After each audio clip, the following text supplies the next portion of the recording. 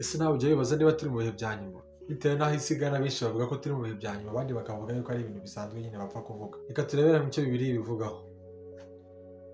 Timoteyo wa kabiri igice cya gatatu umurongo waho wa mbere. Baravuga ngo umenye yuko mu minsi y'imperuka hazaza ibihe birushya, kuko abantu bazaba bikunda, bakunda imiya, birarira, bibona, batukana, batumvira ababyeyi babo, indashima, batarabera, badakundana ababo, batuzura, babeshyerana, batirinda, bagira urugomo, badakunda ibyiza, gaturekera kuko ni byinshi. Ibi dusomye se byaba bifite aho bihuriye n'ibiri kuba muri iki gihe, kubera ko abantu barangana, urwangano rwinshi rwuzuye muri iyi si, hari ibintu byinshi bitumvikana, ndetse no mu rusengero byagezeho, kubera yuko abantu benshi bari kujya kure y'ukuri. Yesu ubwe yarivugiye muri Matayo 24 yuko tuzumva ibihuha by'intambara, ishyanga ritera irindi, imitingito, inzara, ibintu nk'ibyo. Ubwo ntabwo bikiri ubuhanuzi, ahubwo n'ibiri kuba nonaha ngaha. Ariko icy'ingenzi ntabwo ari ukuba mu bwoba, ahubwo ni uguhora twiteguye.